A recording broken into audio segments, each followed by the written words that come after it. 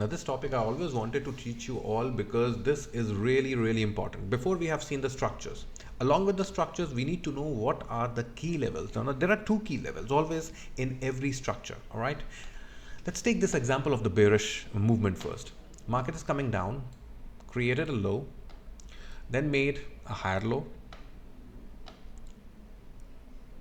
then made a lower high, again came down and created the first, what is this? A lower low, right?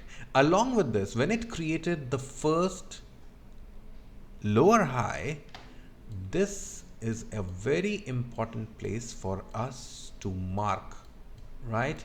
Because after it created for the first time, this was the confirmation, right? These two places where I have dotted marked it, these are the major lower lows, and this is the major perfect retest area. So what's going to happen?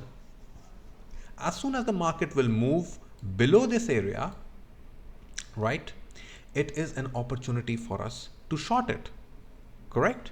And once it is shorted, one thing is also for sure, that the key level, why I have called it a key level, because from here the market will go again either to test this area or it will go back up again either to test this area. It can never go to test this area, guys.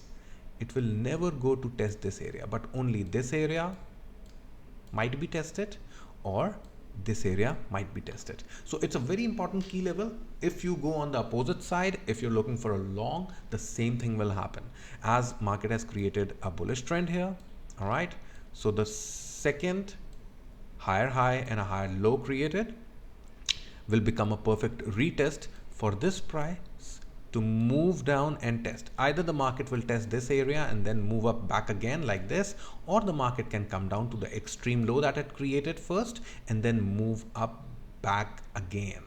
All right. So it's very important for you guys to understand how the market actually marks the key levels, because the key levels will help you to take a trade and understand the structure, the moving of the structure without even knowing. I mean, let's say we did not even look at the news, what is happening, but we know that these are the major places where the prices might stop.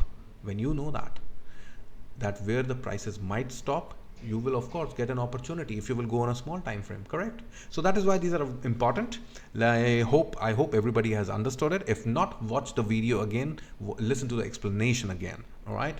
Let's move ahead. Let's move to the next topic.